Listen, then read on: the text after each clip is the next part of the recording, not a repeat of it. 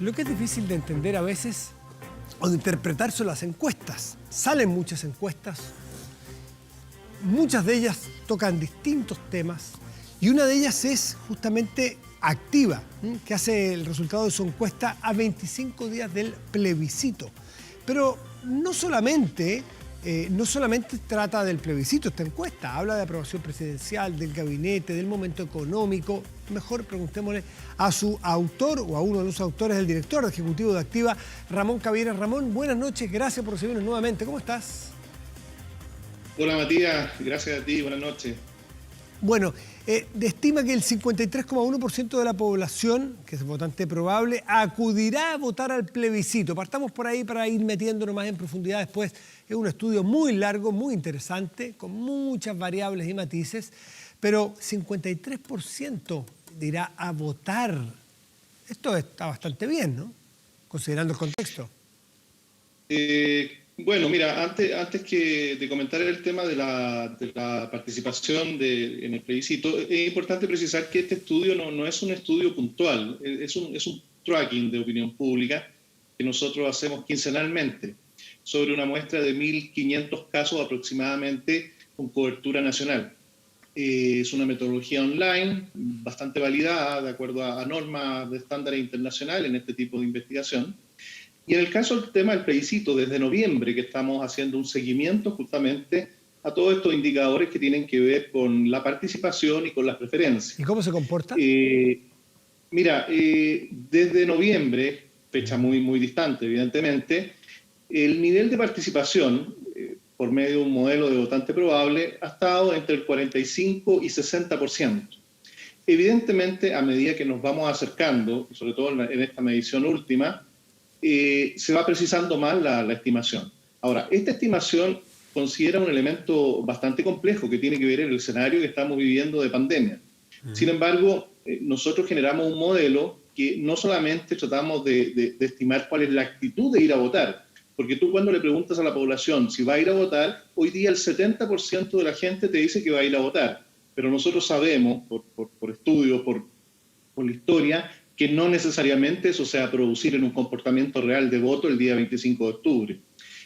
Hoy día nosotros estamos estimando un 53% que la gente va a ir a votar con un rango de variación, como todo estudio de mercado, con un margen de error que puede ir del 51 al 56%. Ya. Si es alto o es bajo, bueno, como no tenemos un antecedente hoy en día de qué porcentaje de la población vota en plebiscito, lo que tenemos es que en municipales vota del orden del 35%, claro. En presidenciales vota del orden del 44 al 49%. Por eso te decía yo que me parece bueno, está por sobre las expectativas que tenemos de los últimos jornadas electorales, ¿no? En participación. Sí, bajo ese parámetro se podría decir que es bueno, pero dado la magnitud del evento, dado la magnitud, la trascendencia, en el caso mío, mi opinión, yo diría que igual es bajo aún, un 53%. ¿Por qué lo decimos? Porque hace un mes y medio atrás la estimación que estábamos dando nosotros era del orden del 55 al 60% de la población que podría estar votando. Yeah. Sin embargo, insisto, esto a medida que se va acercando la fecha, se empieza en definitiva a evidenciar más la situación de pandemia, aunque los indicadores están mejorando, y ahí empieza un poco más a ponerse más realista en definitiva la opción de ir a votar o no. Entramos de lleno en algunas preguntas que son las que la gente espera y que mira con ansias cualquier encuesta que salga. Y la pregunta es, ¿quiere usted, bueno, si el plebiscito, qué sé yo, fuera este domingo, ¿quiere usted una nueva constitución? Disculpe, tengo los numeritos muy chicos porque no quise imprimirlo por razones obvias, si uno lo tiene en el teléfono. Aprueba 66,8%, rechaza 17,1%, no votará el 8,4% y no sabe 7,6%. Si es esto, el resultado es una paliza. Es una paliza. ¿Cómo viene el resultado de este tracking largo? Si es esto y otros que dirán cosas distintas. Yo diría que aquí hay que hacer una precisión muy importante. El dato que tú acabas de dar es un dato correcto, pero ese es un dato que está sobre el total población, es decir, proyectando al total de la población en estos minutos, sobre los 14 millones de posibles votantes que tiene el padrón electoral en estos minutos. Sin embargo, como conversábamos anteriormente, no toda la población va a votar. Y la proyección que nosotros estamos haciendo es que el 53% va a votar en estos minutos. Entonces, Y a eso es lo que le llamamos el votante probable, ¿no? El votante que efectivamente va a ir a votar. Si uno analiza en ese segmento que efectivamente va a ir a votar, el nivel de apruebo, la estimación que tenemos es del 83% y el nivel de rechazo está del orden del 13%. Por lo tanto, es bastante más intensa la diferencia, considerando el escenario de votante probable, que es un tema muy relevante en hacer esta precisión repítenos técnica. las cifras. En el votante probable te da para todo esto queda prueba de registro después para comparar cómo anduvimos. La prueba te está dando hoy día en el votante probable, en los que supuestamente van a ir a votar, 83. Y un 13%. Y 13. Miércoles, ya. Eso es de lo más amplio que yo he visto en encuestas. Es de lo más amplio en el triunfo de una de las posiciones. Mira, este es un tema técnico. Cuando uno analiza todas las encuestas en escenario de total población, todas las encuestas han estado del orden del 70%, 75%, 68%. Pero insisto, todas esas encuestas aún consideran un porcentaje de no sabe y un porcentaje que no va a ir a votar. Cuando tú haces la proyección bajo algún modelamiento justamente de proyectar exclusivamente al votante probable, la mayoría de las encuestas se están empinando cercanos al 80% o quizás un poquito pasado al 80%. Bueno, este es tremendo. Y respecto de la segunda pregunta que va a tener el 25 de octubre, la papeleta, la segunda papeleta en la convención mixta, esto es el caso que la apruebe, si gana el rechazo, la segunda papeleta no sirve de nada. Si se activa esta segunda papeleta, ¿convención mixta o total o completamente elegida? ¿Qué es lo que te da y cómo te dan esos números?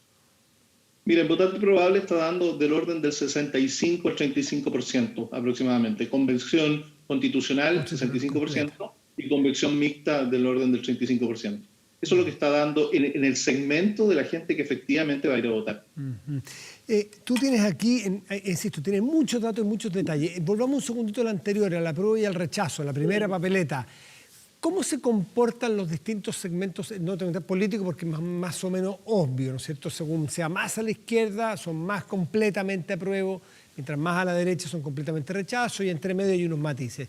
Pero ¿qué comportamiento te da, por ejemplo, etariamente? Porque es interesante qué pasa con la tercera edad, que son los que más votan generalmente, y porque tienen más cultura cívica, más cultura de voto, tradición, pero que están más amenazados por el coronavirus. Entonces muchos de ellos no van a querer salir. Con estos resultados quedas tú a lo mejor y dices, ¿para qué vamos a salir? Sea yo pruebo, sea yo rechazo, ¿para qué voy a salir si mi voto no va a mover la aguja? Interesante dato. ¿Qué te da en segmentos etarios distintos?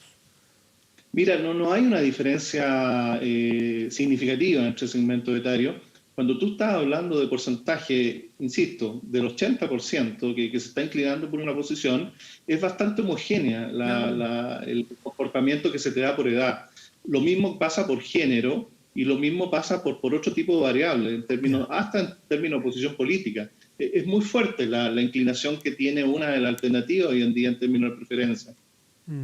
¿Cómo te explicas tú esa encuesta que salió de este grupo argentino que daba en el voto probable incluso un poquito el rechazo por sobre? ¿Viste su metodología? ¿Conoces a los encuestadores? ¿Qué puedes decir al respecto? Porque tan distinto. Mira, no conozco la empresa, solamente me he informado por las noticias, por todos los comentarios. Primero que nada, mientras más encuestas existan, es mejor. Todas las encuestas son estimaciones, todas las encuestas tienen margen de error. El fenómeno que vamos a estudiar, el comportamiento es uno solo. Mientras más estimaciones, mejor. Ayuda a entender mejor el pronóstico que se va a hacer. Sin embargo, hay que distinguir justamente entre encuestas que se ejecutan bajo ciertas metodologías estandarizadas, validadas, con certificaciones, versus metodologías que a lo mejor no tienen ese tipo de validación. Ahora, hoy en día estamos viviendo un mundo online, de redes sociales, y que también hay ciertas innovaciones tecnológicas. Yo no me atrevería a hacer una crítica de fondo al método como tal, digamos, porque no lo conozco en detalle. No obstante, cuando uno analiza que todas las encuestas dan cierta tendencia Y cuando una encuesta da una tendencia distinta, bueno, ahí uno eventualmente podría tratar de entender a qué se debe la diferencia. Sobre todo cuando los resultados pueden ser distintos, al revés, ¿ya? Al revés en términos de las preferencias. Otro tema que está muy candente en la política y que ya asoma, más que asoma, ya empezó a dar a rodar en las primeras veces, tiene que ver con la próxima presidencial, porque tenemos muy encima el 25 de octubre, tenemos luego las municipales, tenemos la de gobernador, tenemos primarias, entre medio varias, tenemos municipales, pero tenemos presidenciales a fines del próximo año. Presidenciales y ya se termina un periodo presidencial que son muy cortos en Chile. Por lo tanto, esta pregunta es muy atingente y también la estamos siguiendo con atención, ustedes la hacen. Y tiene que ver con la preferencia de los candidatos a la presidencia que ya empiezan a aparecer. Y esto es pensando en el futuro. ¿Quién preferiría que sea el próximo presidente de Chile, excluyendo, porque la Constitución no lo permite, al actual presidente Sebastián Piñera? ¿Esto es abierto o tú le planteas una lista de nombres a las personas? No, es una pregunta espontánea. Espontánea. Y eso Uno podría decir a Condorito, cualquier cosa. Exactamente. ¿Y el resultado? Y eso ¿Sí? ¿Perdón? ¿Eso qué me dices tú? No, lo que te quería plantear es que lo interesante en esta altura es una pregunta espontánea que refleja en definitiva el posicionamiento que están tomando los distintos candidatos. Es lo que está en definitiva en la mente de los potenciales electores y está representando el movimiento real que se está dando. Sin lugar a duda que a medida que van avanzando las candidaturas, cuando se formalizan, uno hace preguntas más cerradas. Pero hoy en día es lo que está en la mente de la población en general. Y allí se ve una distancia bastante apreciable de Joaquín Lavín por sobre su principal rival o adversario, que es Daniel Jadwe. Joaquín Lavín nos aparece con un 17,3%, Daniel Jadwe con un 11,8%. Los nombres se repiten más o menos con las otras encuestas. Evelyn Matei con un 7,8%, Pamela Giles con un 4,8%, eso es más novedoso. Yo había visto a Pamela Giles, pero no tan encumbrada en una encuesta, pero aparecía en otras. Franco Parisi 3,7%, José Antonio Coas 3,2%, Beatriz Sánchez 3%, Heraldo Muñoz 2,6%, Marco Enrique Sominami 2,2%, Leonardo Farcas 2%, Michelle Bachelet 1,8% y Francisco Vidal 1,5%. ¿Cómo viene la progresión de estos candidatos? ¿Cómo se vienen comportando según avanzan los metros de la carrera?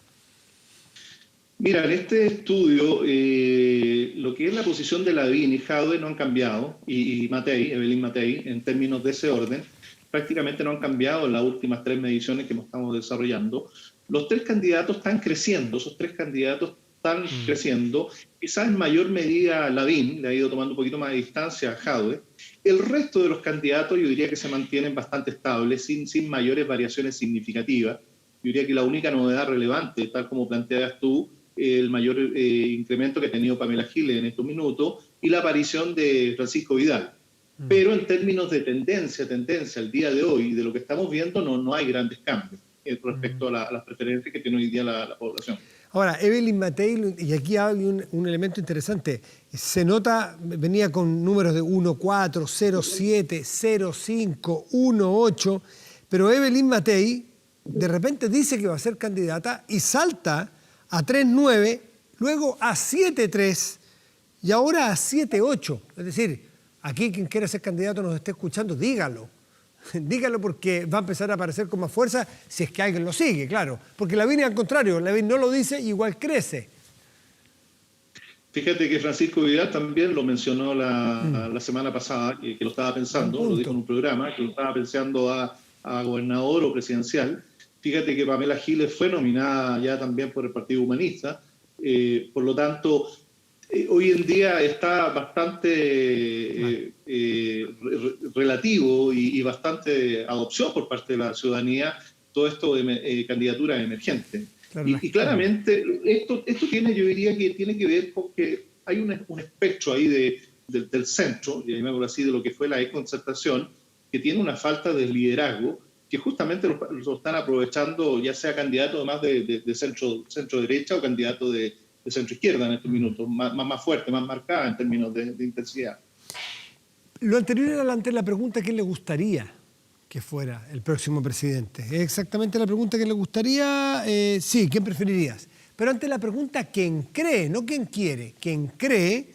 No cambia mucho el orden, pero sí cambian las distancias. Allí también Joaquín Lavín encabeza, también Jadwe está en segundo lugar y Evelyn Matei en tercero, pero aquí Joaquín Lavín duplica a Daniel Jadwe y Daniel Jadwe a su vez no duplica, pero cerca a Evelyn Matei. Mira, estamos a bastante distancia de la votación real, más de un año, ¿no? Aproximadamente. Sin embargo, en todos los estudios que uno ha visto y que hemos desarrollado, esta pregunta es muy relevante, porque esta es la pregunta en definitiva de la confianza, es la pregunta de la proyección, de la credibilidad real que se le asocia a un candidato.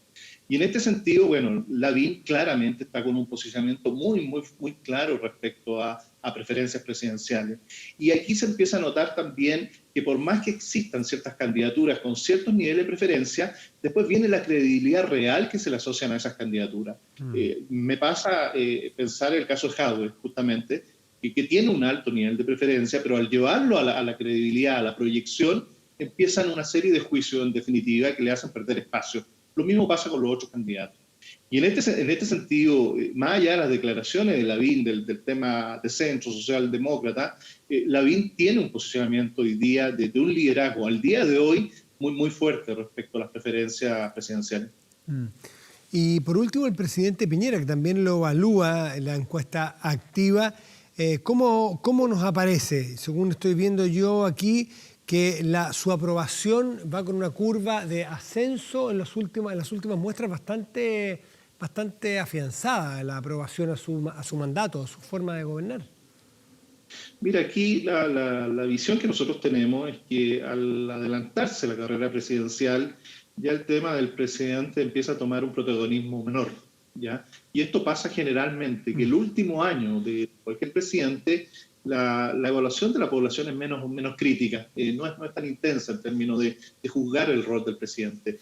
Yo diría que el presidente Piñera le está pasando esto en estos minutos, está con menos presión respecto a la opinión pública, pero además lo ayuda a que ha tenido menos protagonismo, cosa que lo hemos visto anteriormente, cuando mayor protagonismo es más criticado justamente respecto a su desempeño. Pero además lo ayuda en el tema que la pandemia, evidentemente, está en un mejor control, el tema de la pandemia. Los indicadores económicos también ahí están incipientes en términos de mejora el país. Y eso justamente ha hecho que empiece a tener una cierta alza, yo diría que sistemática, y bastante sistemática. No, muy sistemática el alza, pero tiene otro elemento que no me había fijado en la serie larga. Está en el punto más alto de la aprobación desde que llegó al gobierno, el presidente Piñera, según tu encuesta. Sí, claro. Nosotros, desde que medimos, él había tenido del orden del 24-25% y hoy día está en uno de los indicadores más altos justamente respecto en términos de aprobación. Es proyectable también que, bueno, si esto sigue una constante, insisto, ya prácticamente el próximo año está muy cerca, el último momento de la carrera del desempeño del presidente, que esos indicadores quizás también puedan subir un poco en términos de su aprobación.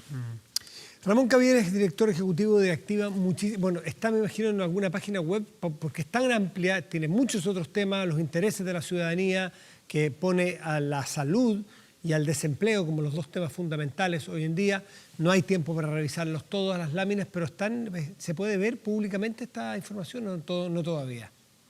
Sí, mira, está en la web, están todos los informes que desarrollamos respecto a este tracking. Este tracking se llama Pulso Ciudadano, que es más conocido como la encuesta que desarrollamos. Está en nuestra web activasite.com. Ahí la pueden bajar y está toda la descripción metodológica y todos los antecedentes del estudio. Ramón Cavieres, muchísimas gracias nuevamente, como siempre. Que esté muy bien. Muchas gracias, Matías. Chao, buenas noches.